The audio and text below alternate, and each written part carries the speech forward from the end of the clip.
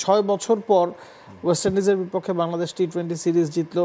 টানা 11টা one day match আমরা জিতেছিলাম, এরপরে টানা 3টা ওয়ানডে হারলাম। তবে টি-20 শুরুটা ভালো হলো। যতটুকু মনে হচ্ছিল যে টি-20তে ওয়েস্ট ইন্ডিজ বাংলাদেশের চেয়ে নামে ভারে বা শক্তিমত্তায় এগিয়ে এই ম্যাচটা শুরু করেছে।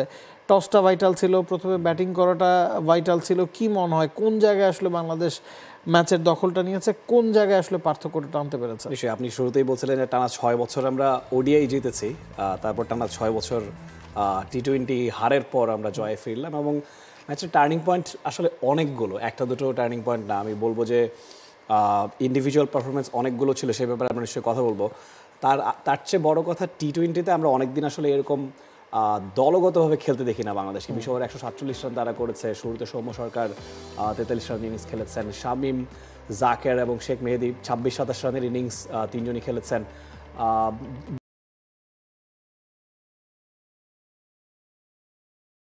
বল করতে নেমে 140-এ অল আউট হয়েছে ওয়েস্ট ইন্ডিজ, কিন্তু একটা সময় কিন্তু 100-র আগে অল আউট হয়ে যাওয়ার মতো সংখ্যা তৈরি হয়েছিল। 40 রানেই 5 উইকেট পড়ে গিয়েছিল। সেখানে শেখ মেহেদী, হাসান মাহমুদ, তাসকিনরা দুর্দান্ত বোলিং করেছেন। রবিন পাওয়েল, ওয়েস্ট ইন্ডিজের ক্যাপ্টেন, একাই লড়েছেন। এই যে 40 রানে 5 উইকেট পড়ে যাওয়ার পরও সেটা 140 অবধি নিয়ে যাওয়া, এটাই আসলে ওয়েস্ট ইন্ডিজ বলেই বোধহয় সম্ভব। 61 রানে তাদের 7টা উইকেট পড়ে গেছিল এবং শেষ 8 ওভারে সম্ভবত প্রায় 90 রান লাগতো, 86-87 রান লাগতো। সেটাকে তারা শেষ 3 ওভারে 20 রানে নামিয়ে এনেছিল।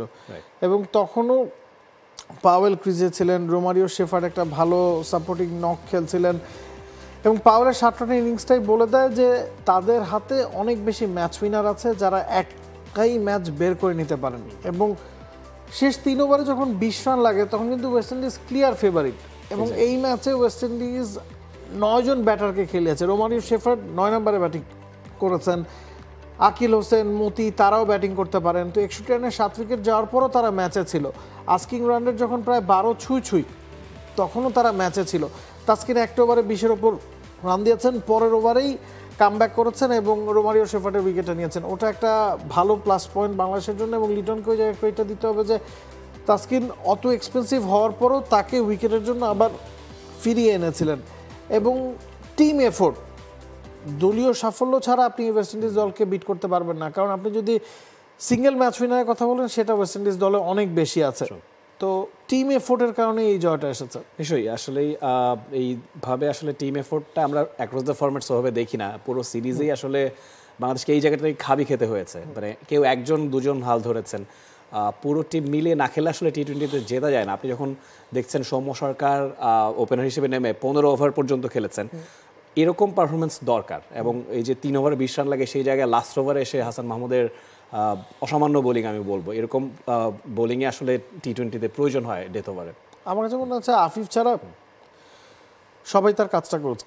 এবং সৌম্য সরকার যে 40-এর ঘরের ইনিংসটা খেলেছেন, তিনি গ্লোবাল সুপার লিগের ম্যান অফ দ্য ফাইনাল ছিলেন, ম্যাচ সিরিজ সেরা ছিলেন এবং ওই ধরনের উইকেটেই খেলা হয়েছে। এবং ওই সিরিজের ধারাবাহিকতাটা তিনি এইখানেও আসলে টেনে আনতে পেরেছেন। তৃতীয় ওয়ানডেতেও তিনি 70-এর ঘরে একটা ইনিংস খেলেছেন, সম্ভবত 100 স্ট্রাইক রেটে 73 বলে 73 রান করেছিলেন। এবং তার যে ফর্মটা চলছে সেটাকে তিনি ক্যারি করতে পেরেছেন, সেটা আসলে খুব বেশি ইম্পর্টেন্ট।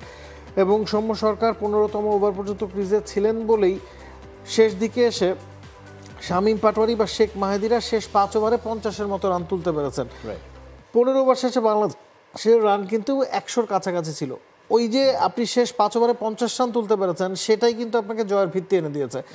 কারণ কিংস্টনে এর আগে যে 7টা ম্যাচ হয়েছে, 6টা ম্যাচ প্রথমে ব্যাট করা দল জিতেছে। এবং কিংস্টনে হাই স্কোরিং ম্যাচ খুব একটা হয় না।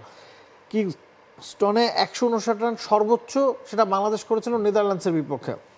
আপনি যখন 150-র মতো রান করবেন, সেটা ফাইটিং স্কোর।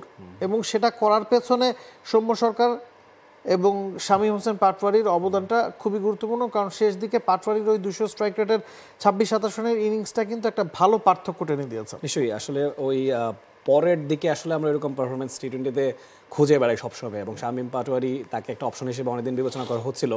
মাঝখানে 1 বছরের বিরতি হয়ে গেছে ইন্টারন্যাশনাল ক্রিকেটে তার। আফিফ হোসেনেরও তাই।